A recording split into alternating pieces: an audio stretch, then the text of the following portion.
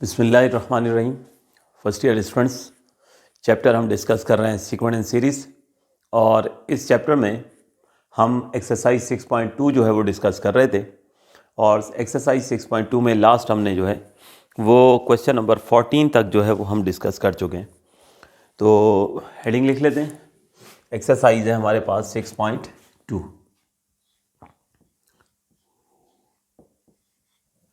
तो एक्सरसाइज 6.2 में आज हम क्वेश्चन नंबर 15 से जो है वो आगाज़ करने जा रहे हैं। क्वेश्चन को ध्यान से समझ लीजिएगा, उसके बाद फिर इसको जो है वो नोट कीजिएगा। तो क्वेश्चन नंबर 15 है आपके सामने। Sorry, a besieged fortress is held by 5,700 men who have provision for 66 days। एक किले के अंदर 5,700 आर्मी मौजूद है, 5,700 मैन मौजूद हैं, और जिनके लिए ग़िज़ा का जो इंतज़ाम किया गया है, जिनके लिए फूड का जो इंतज़ाम किया गया है वो 66 डेज़ के लिए इनफ है। If the garrison loses 20 man each day. अगर रोज़ाना जो है वो सिपाही जो हैं वो किले के अंदर मौजूद हैं, जंग जो है वो हो रही है, चारों तरफ दुश्मन जो है वो किले के मौजूद है, जिस तरह पुराने ज़माने में हुआ करता था। अब दुश्मन के साथ जंग जारी है। उस जंग के नतीजे में रोज़ाना 20 अफराद जो है वो दुनिया से जा रहे हैं, वो दुनिया से वफ़ात पा रहे हैं। इसका मतलब क्या हुआ कि वो लोग जो जा रहे हैं वो अपना खाना तो साथ लेके नहीं जा रहे हैं, तो कुछ ना कुछ खाना उन 20 अफराद का बचता चला जाएगा। 5,700 की आर्मी जो है वो किले में मौजूद है, दुश्मन से जंग जारी है। 5,700 अगर पूरी की पूरी किले में मौजूद रहती तो 66 डेज़ के लिए फूड इनफ थी, लेकिन चूंकि रोज़ाना जंग की नज़र हो रहे हैं 20 अफराद, तो कुछ खाना बचता चला जा रहा है। तो अब एग्जैक्ट जब 66 डेज़ होंगे तो वो फूड जो है वो कंज्यूम नहीं होगी, कुछ खाना बचा हुआ होगा, क्योंकि रोज़ाना 20 अफराद कम होते रहे।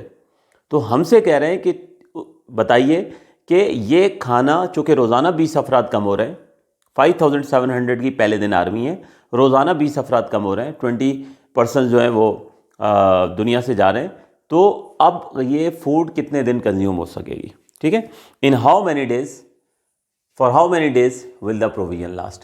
यानी रोज़ाना अगर 20 अफराद जो है वो अपनी जान से हाथ धो रहे हैं, तो बताइए कि अब ये फूड कितने दिन चल जाएगी। यानी we want to find the number of days, यानी हमें कितने दिन ये फूड चल जाएगी, नंबर ऑफ डेज मालूम करने, यानी इस क्वेश्चन में हमें एन कैलकुलेट करना। सबसे पहले तो ये हमें पता होना चाहिए कि हम कैलकुलेट करना क्या जा रहे हैं। दोबारा सुन लीजिए, किले के अंदर 5,700 की आर्मी है।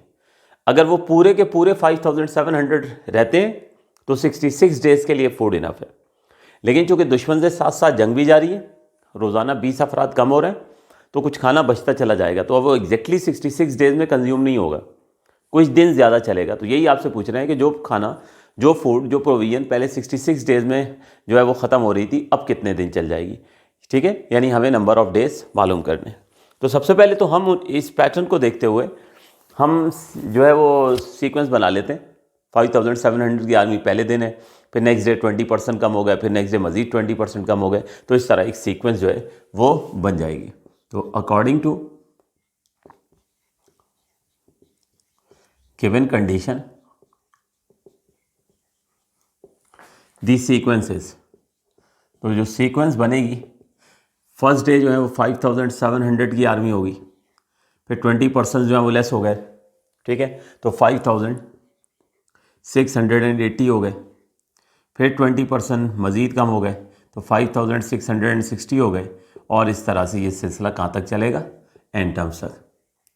ठीक हो गया, ये हमने सीक्वेंस बना ली। और ये यकीनन हमारे पास जो है, क्योंकि रोज़ाना 20% मिसिंग है, तो डिफरेंस यकीनन सेम होगा, तो हमारे पास ये क्या हो जाएगी, विच इज़ AP। तो यहाँ लिख दिया करें, ठीक है, विच इज़ AP। ये अर्थमेटिक प्रोग्रेशन। अब अर्थमेटिक प्रोग्रेशन है तो हम जो है वो फार्मूला इस्तेमाल करेंगे।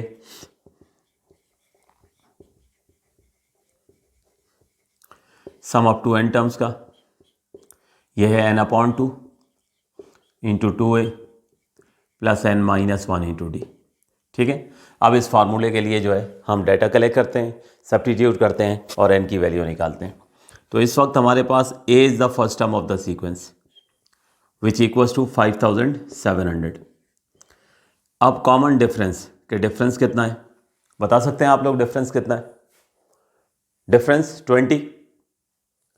तो याद रखिए, अब सुन लीजिए यहाँ रुकने का मकसद क्या था। देखिए, जिन लोगों ने ये सोचा कि डिफरेंस 20 है क्योंकि रोज़ाना 20 अफराद कम हो रहे हैं, तो वो सब लोग गलत थे। अगर आपने डिफरेंस 20 रख दिया तो ये प्रॉब्लम सॉल्व होगा ही नहीं। देखिए, एक बेसिक उसूल याद रखिए। मैंने आपसे स्टूडेंट्स क्या कहा था कि जब भी कोई सीक्वेंस हो तो डिफरेंस निकालने का तरीका क्या था? Second term minus first term. तो ये देखिए 5680 में से जब आप 5700 माइनस करोगे तो डिफरेंस 20 नहीं होने वाला है, बल्कि डिफरेंस -20 होने वाला है। बात समझ आ गई? तो ये एक बहुत मेजर मिस्टेक है जो अक्सर स्टूडेंट्स कर जाते हैं और फिर आगे जाके कैलकुलेशन जाहिर सी बात है नहीं हो पाती है।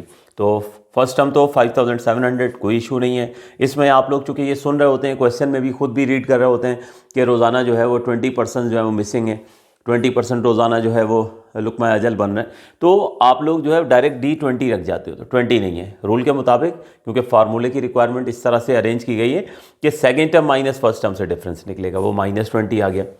अब हम देखते हैं कि ये फूड है कितने लोगों की। देखिए 5700 जो है वो आर्मी मौजूद है, लेकिन उनके लिए 66 डेज़ के लिए है। तो हम एक काम करेंगे कि हम 5700 को 66 से मल्टीप्लाई करते हैं। क्यों मल्टीप्लाई करते हैं? ताकि हमें पता चल जाए कि ये टोटल जो है ये कितने पर्सनस की जो है वो फूड है। तो जब 5700 को हम 66 से मल्टीप्लाई करते हैं तो ये कैलकुलेशन हमारे पास जो है ये आ जाती है 376200। 376200। इसका मतलब ये हुआ कि देखिए एक दिन भी तो 5700 पर्सन खाएंगे ना, दूसरे दिन भी 5700 पर्सन खाएंगे, तीसरे दिन भी 5700 पर्सन खाएंगे। तो हमने 5700 को 66 से मल्टीप्लाई करके हमने ये आइडेंटिफाई कर लिया कि ये फूड असल में है कितने लोगों की। तो ये फूड है 3,76,200। यानी अगर एट अ टाइम 3,76,200 पर्सन होना तो ये फूड जो है हम कंज्यूम कर सकते हैं। तो ये हमने सम ऑफ ऑल द फूड जो है वो डिटरमाइन कर लिया। ठीक हो गया? तो फर्स्ट टर्म आ गई, कॉमन डिफरेंस आ गया। सम ऑफ फूड निकालने के लिए नंबर ऑफ पर्सन को नंबर ऑफ डेज से मल्टीप्लाई करके टोटल हमने सम ऑफ ऑल द फूड निकाल लिया। हमने ये निकाल लिया कि ये फूड कितने लोगों के लिए काफ़ी है। अब ये डाटा हम पुट करते हैं फॉर्मूले में। नाउ पुट वैल्यूज़ इन फार्मूला।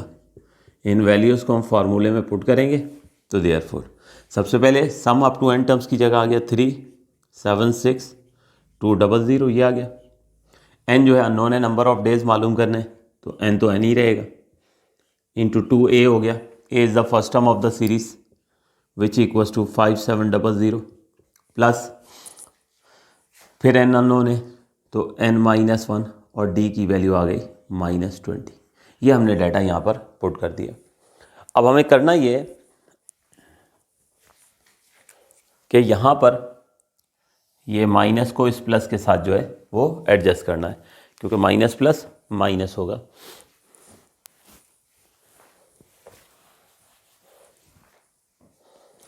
तो ये हो गया 3,76,200 इज इक्वल टू n/2। 5700 को जब हम 2 से मल्टीप्लाई करेंगे तो 11,400 हो जाएगा। ठीक है, ये प्लस माइनस माइनस हो गया और 20 हमने n-1 से पहले लिख दिया, एक ही बात है। ठीक है ना, क्योंकि 20 से मल्टीप्लाई होना है, पहले लिखें बाद में लिखें। अब उसके बाद यहाँ पर हमने ब्रैकेट्स ओपन करने हैं। होगा ये स्टूडेंट्स के 20 को n से और 20 को 1 से मल्टीप्लाई करेंगे तो ये हो जाएगा 3,76,200 इज इक्वल टू n/2।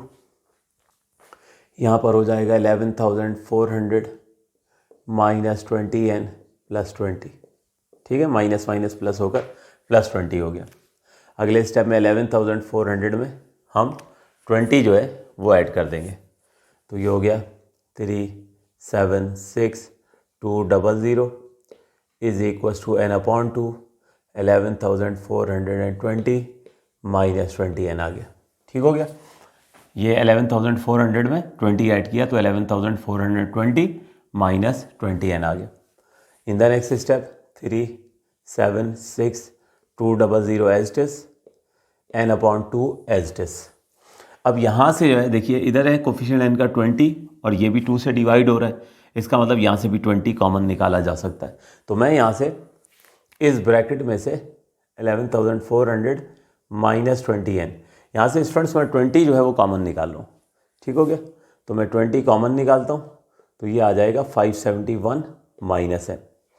अब बहुत सारे स्टूडेंट्स सोच रहे होंगे कि ये पता कैसे चलेगा 20 कॉमन निकालने के बाद 571 बचेगा। तो स्टूडेंट्स बहुत आसान है, 11,420 इसमें से आप 20 कॉमन निकाल रहे हैं ना, तो 20 कॉमन निकालने के बाद क्या बचेगा, बड़ा सिंपल है, आप इसको 20 से डिवाइड कर दें। आप इसको 20 से डिवाइड करते हैं तो आपको पता चल जाएगा कि 571 बचेगा। ये बड़ा सिंपल तरीका होता है, जो नंबर कॉमन लेना है उसी से इसको डिवाइड कर दें तो रिमेनिंग नंबर क्या आना है वो आपको पता चल जाएगा, ठीक हो गया। तो ये आप ब्रैकेट में बच गया 571 माइनस n।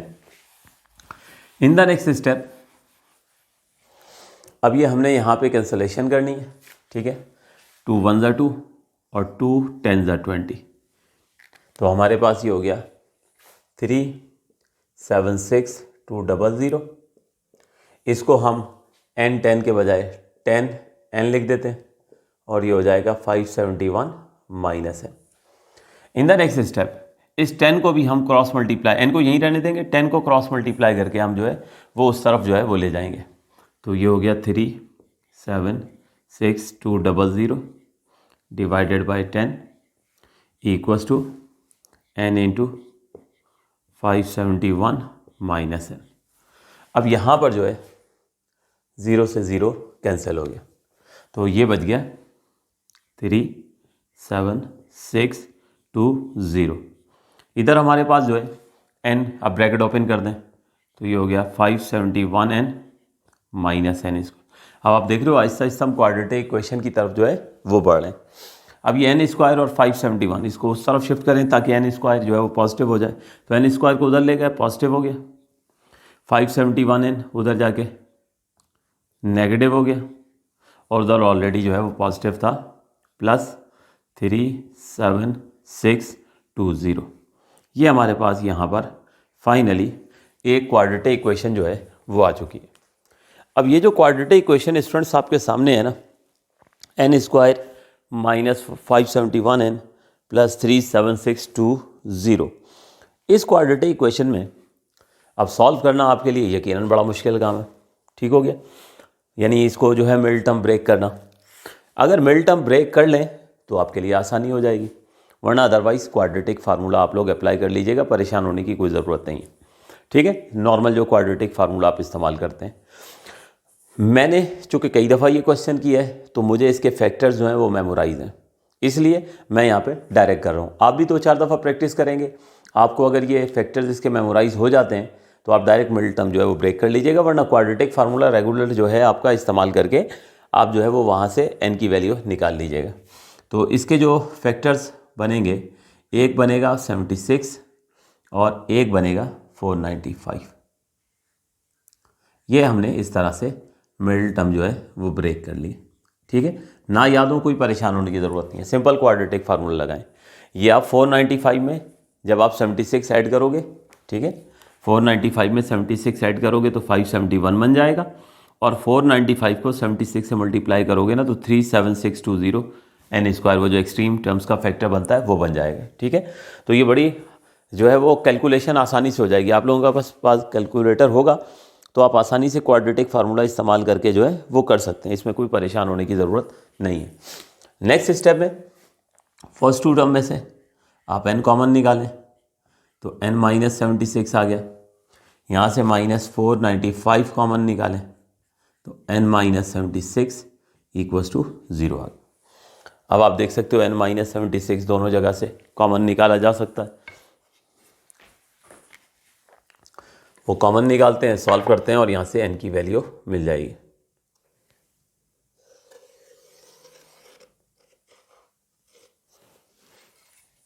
तो यहाँ से n minus 76 as a whole common और n माइनस 495 रिमेनिंग। अब दो फैक्टर हों, प्रोडक्ट ज़ीरो हो, तो आप बारी बारी जो है वो दोनों को हम ज़ीरो से इक्वेट कर लिया करते हैं, ठीक है। तो either n minus 76 equals to 0, तो n हो जाएगा 76 के, ये फर्स्ट वैल्यू आ गई इस क्वाड्रेटिक इक्वेशन के लिए, और n माइनस 495 इक्वल्स टू 0, तो सेकंड वैल्यू आ गई 495। अब ये दो वैल्यूज़ आ चुकी हैं। ये दोनों क्वाड्रेटिक इक्वेशन का सलूशन ज़रूर है, ठीक है, लेकिन हमारा आंसर नहीं है। ये आंसर हो जाएगा इम्पॉसिबल, इम्पॉसिबल, और हमारा आंसर जो है ये हो जाएगा 76, ठीक है। तो नंबर ऑफ डेज हमारे पास यहाँ पे रिजल्ट हम लिख देंगे कि देयरफॉर प्रोविजन लास्ट 76 डेज, ठीक है। अब ये इसको समझ लीजिए ये इम्पॉसिबल क्यों हुआ। देखिए ये दोनों वैल्यूज़ जो आई हैं क्वाड्रेटिक इक्वेशन का सलूशन ज़रूर आए, लेकिन ये इम्पॉसिबल है। वजह सुन लीजिए। देखिए आर्मी है 5700, एक बड़ी तादाद है, लेकिन उसमें जो कमी हो रही है ना वो सिर्फ 20 अफराद की हो रही है। यानी इतना ज़्यादा कोई आर्मी का पर डे की बेसिस के ऊपर जो है वो लॉस नहीं हो रहा है। 5700 एक बड़ी आर्मी है, सिर्फ 20 अफराद जो है मामूली से जो है वो कम हो रहे हैं। इसका मतलब ये वो इतना ज़्यादा खाना नहीं बचेगा कि जो फूड पहले 66 डेज़ में कंज्यूम हो रही थी अब वो 495 डेज़ में कंज्यूम होना शुरू हो जाए, यानी उससे कई गुना हो जाए। तो ये इम्पॉसिबल है। आई बात समझ में? हाँ, थोड़ा बहुत ज़रूर फ़र्क पड़ेगा क्योंकि 5700 की आर्मी है, सिर्फ 20 अफराद रोज़ाना जो है वो कम हो रहे हैं, तो चंद दिनों का फ़र्क पड़ना चाहिए, ठीक है। ये नहीं हो सकता कि 5 टाइम्स 6 टाइम्स जो है वो इंक्रीमेंट हो जाए नंबर ऑफ डेज़ के अंदर, क्योंकि आर्मी का लॉस बहुत कम हो रहा है। तो इसलिए ये वाली वैल्यू इम्पॉसिबल हो जाएगी और ये करीब तरीन वैल्यू हम एक्सेप्ट कर लेंगे कि अगर रोज़ाना 20 अफराद कम होते रहें तो वो फूड जो पहले 66 डेज़ में कंज्यूम हो रही थी वो अब कंजम्पशन उसकी जो होगी वो 76 डेज़ होगी। बड़ा इंपॉर्टेंट क्वेश्चन था, समझिए इसको एक दफ़ा फिर और नोट कीजिए।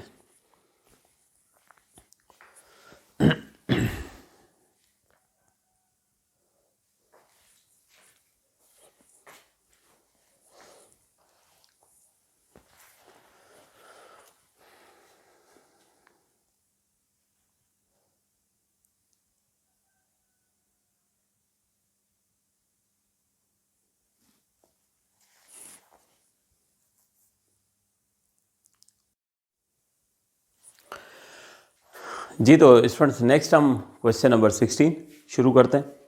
क्वेश्चन नंबर 16 आपके सामने है कि find the first 4 terms of the series. एक सीरीज है जिसकी शुरू की 4 टर्म्स हमने डिटरमाइन करनी है। इन्फॉर्मेशन क्या गिवन है? whose sub to n term is 1/2 n 7n -1, यानी एक अर्थमेटिक प्रोग्रेशन है ऑब्वियसली, क्योंकि हम अर्थमेटिक प्रोग्रेशन डिस्कस कर रहे हैं। इस अर्थमेटिक प्रोग्रेशन का बेटे एक सम का फार्मूला हमें गिवन है, जबकि सम के फार्मूले से हमसे ये कहा जा रहा है कि आप शुरू की 4 टर्म्स जो है ना वो डिटरमाइन करें।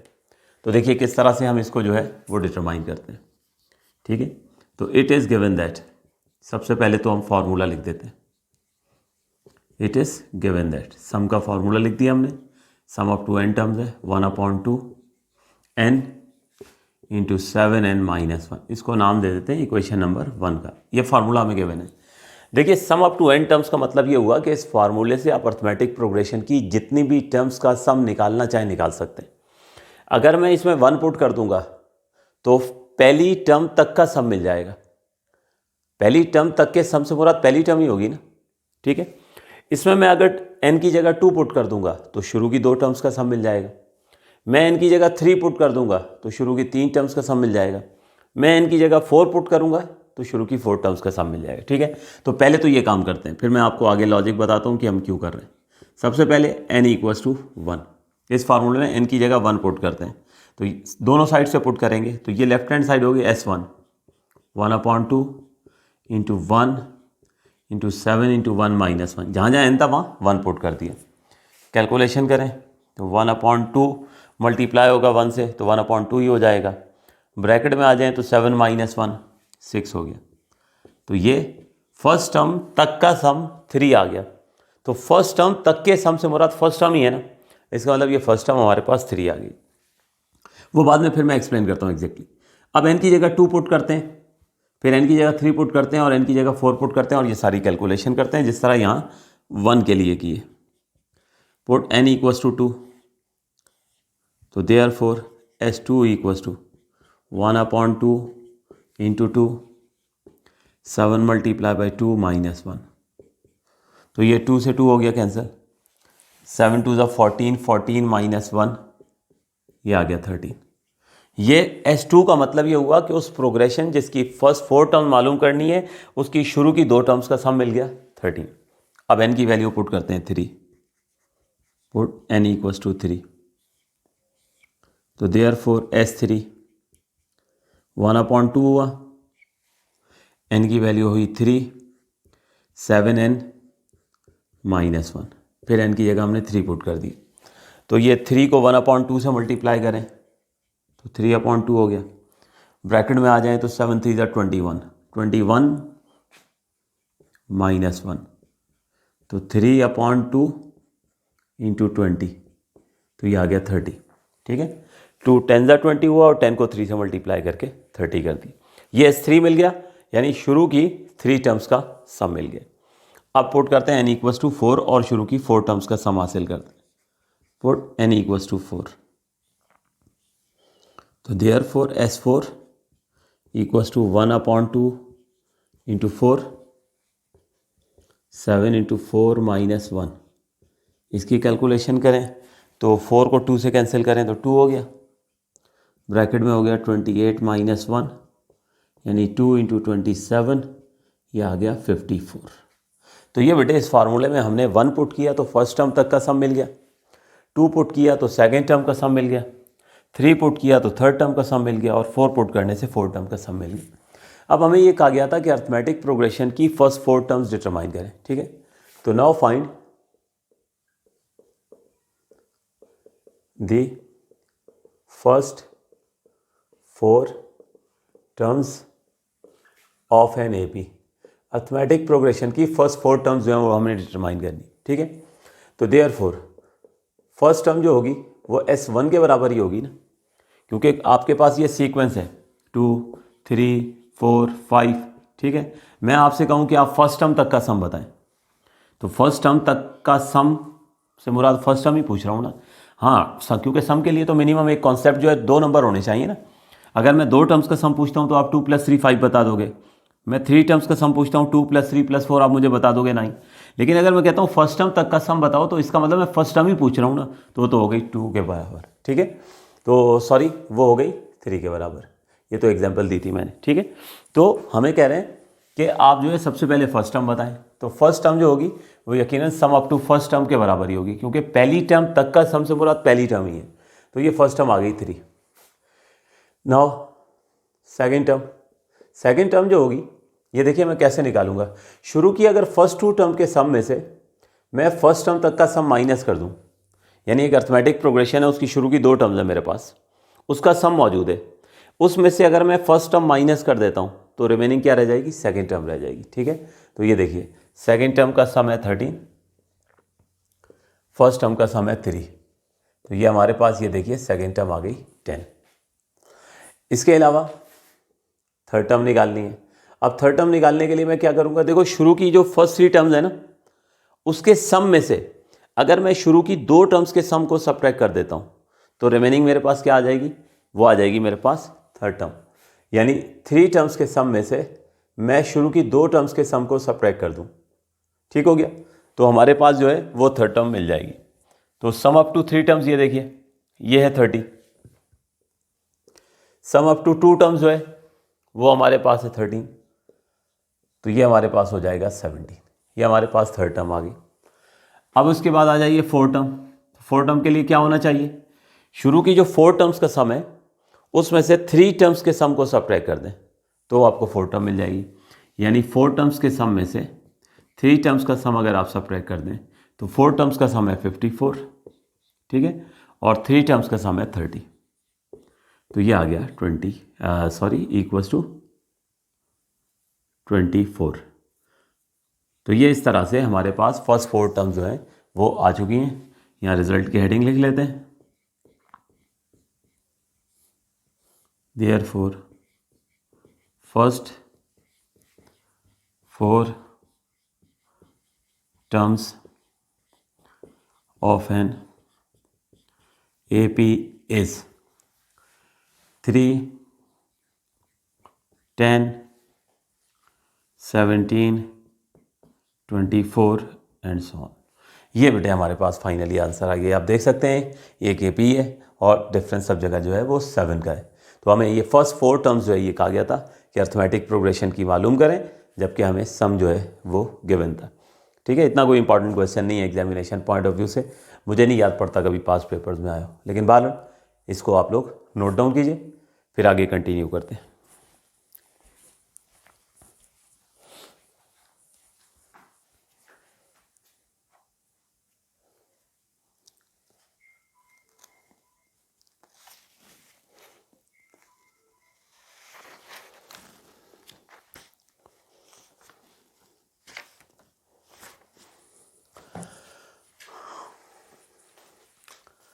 जी तो स्टूडेंट्स, आज के इस लेक्चर को हम यहीं तक ही रखते हैं, लेक्चर नंबर 21 को। इंशाल्लाह फिर नेक्स्ट क्लास में आगे हम फर्दर जो है वो प्रोसीड करेंगे। 2-3 क्वेश्चन रह गए इस एक्सरसाइज के, फिर उसके बाद जो है हमने आगे बढ़ना है। तो आज यहीं तक रखते हैं, प्रैक्टिस साथ साथ ज़रूर करते रहें जो भी क्वेश्चन करवाए जा रहे हैं। हमेशा आपको कहा एक बहुत इंपॉर्टेंट चैप्टर है, बहुत एग्जामिनेशन पॉइंट ऑफ व्यू से, और इसमें से कंपलसरी क्वेश्चन आता है, तो इसलिए अगर तवज्जो से इसको कर लेंगे तो ये चैप्टर आपके लिए आसान हो जाएगा। तो थैंक यू एंड अल्लाह हाफिज़।